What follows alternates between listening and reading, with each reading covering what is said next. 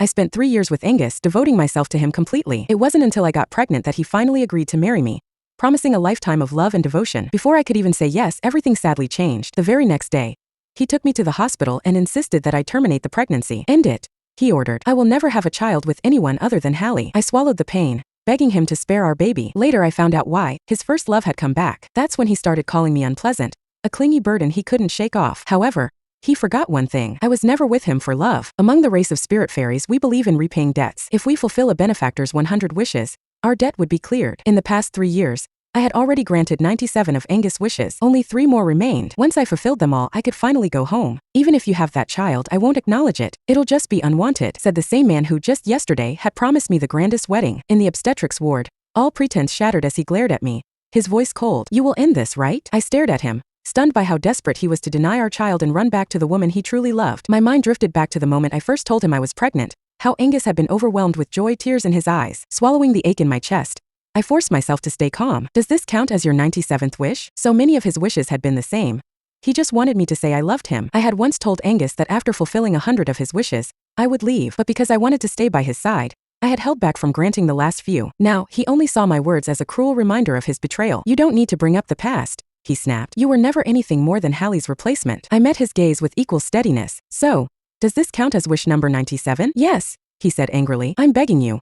Just end it. The way he rushed me, as if I were some pitiful mistress, made my chest tighten. Yet, I pushed the pain down, turned to the doctor and said calmly, all right. Angus froze, caught off guard. He hadn't expected me, the woman who once gave him everything, to agree so easily. Lying on the procedure table, I felt the medical procedure as the doctor performed the termination. The physical discomfort curled me into a ball, but the pain of betrayal cut even deeper. Just yesterday, everyone believed Angus was hopelessly in love with me. Now he stood outside the procedure room waiting, as if he couldn't feel at ease until he was certain our child was gone. As I lay there, undergoing the procedure, he was right outside speaking to his friend Milo. Make sure Hallie never finds out about this, he said. She'd be furious. Besides, Hallie is the only woman I ever want to spend my life with. At 6 months pregnant, I could still feel the baby inside me, its presence fading. Maybe this child was never meant to exist. Angus, if you loved that woman so much, why did you even marry me? Milo's voice was sharp with accusation. And what about Allrose? You're really going to make her end a pregnancy she's carried for 6 months just because Hallie came back? He continued.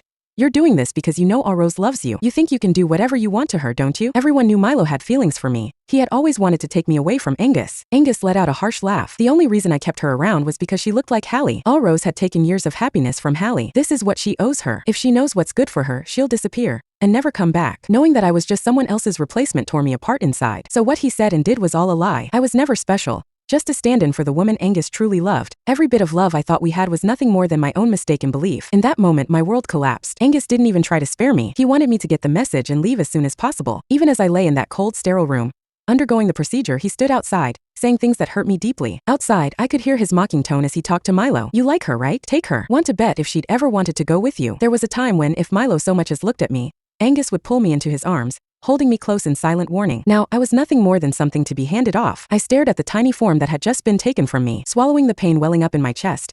I reminded myself, just 3 more wishes, then I could finally go home. Among the spirit fairies, all debts must always be repaid. Angus had saved my life once and I owed him 100 acts of gratitude before I could return home. 3 years, over 1,000 days and nights by his side. Through all those years of his love, I had countless chances to remind him to make a wish, but I never did because I wanted to stay. After the medical procedure, Milo placed a cup of warm water in front of me. Thanks, I said softly, but my eyes were already on Angus. Angus just smirked, turning to Milo. Even after I made her go through this, she still won't leave with you. I simply said, once I completed your last 3 wishes, I'll be gone for good. Angus waved me off as he strode away. I'm done playing your little 100 wishes game. You don't need to put on this act to hold on to me, he added without looking back. No matter what you do, you'll never compare to even a single strand of Hallie's hair. I didn't touch the warm water Milo had brought me. I didn't want to owe anyone anything anymore. Instead, I went back to the Davidsons' home. The place was buzzing with music and laughter.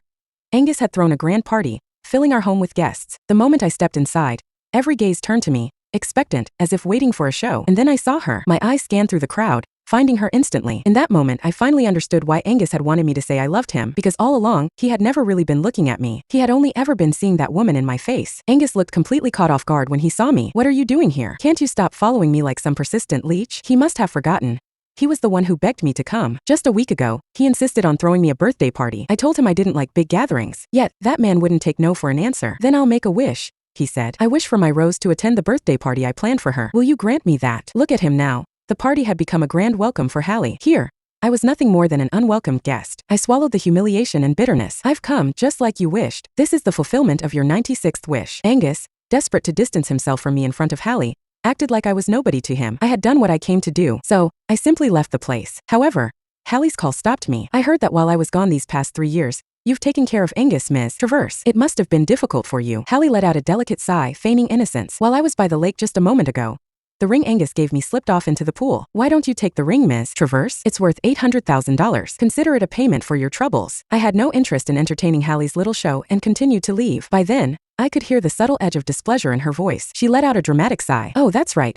I almost forgot. Ms. Traverse just had a medical procedure, didn't she? I see. So you can't swim. That was my mistake for assuming too much. Angus hurried to reassure Hallie. I told you, the child with her was just an accident. The only children I'll ever have will be with you. I heard his hurried steps catching up to me. Angus stopped me from leaving. Those last 3 wishes you mentioned, do they still count? I told him they did. Of course, Angus didn't believe I was truly repaying a debt, but he was confident that I would say anything just to keep clinging to him. Watching him grow impatient, urging me to retrieve the ring from the lake, I suddenly recalled a moment in the past. Back then, when Angus's family heirloom had slipped into the water, he had held me close after I returned from taking the golden bracelet. The man trembled with worry as he scolded me to not do something like that again. But now, he didn't even think twice. So I stepped into the lake. The chilly water rushed up, making it hard to breathe. Inside the house, laughter and music carried on oblivious. I dove deeper into the pool, pushing through the uncomfortable cold. Suddenly, something sharp at the bottom hurt my feet. It didn't take long before my fingers closed around the ring. By the time I surfaced, my abdomen ached and there were marks on the soles of my feet. All I saw in Angus's eyes was disgust. Can you stop with this dramatic act? It's unpleasant. I placed the ring firmly in Hallie's hand. This is your 98th wish, I said to Angus before walking away. I forced myself to ignore the discomfort at my feet and went past the Davidsons' house, all aware that Angus stared at me with a stunned gaze. A replacement was just a replacement. Once the real one returned, the replacement became nothing more than a lonely figure, barely hanging on. Though my feet were hurt, the emotional pain felt far worse. The sadness spread to my physical body, like an unbreakable barrier. I spent the next 3 days in the hospital. During that time, I heard that Angus never left Hallie's side. He told people I was just a clingy person who wouldn't let go. I felt awful, sick, restless, unable to sleep. Then, a news notification caught my eye. Prince Angus's woman exposed in compromising content. I clicked on its link. The woman in the video was clearly visible. She was Hallie Palmer. Even the tiny mole on her neck was identical. In the comments, some people insisted the video was AI generated. I knew Angus had hired people to spread that lie, but the public wasn't convinced. No way, this is AI. The tech isn't advanced enough to make fingers look this natural. A message from Angus popped up on my phone. I'll pay you. Take the blame. Say the woman in the video is you. I stared at the message for a long time, my heart feeling as if it had been deeply hurt. Take the blame and claim that I was the one in the video? If I did that, I'd never be able to show my face in a straight again. I swallowed the pain and typed back. So, is this your 99th wish? He agreed without hesitation. He just wanted me to clear Hallie's name as soon as possible.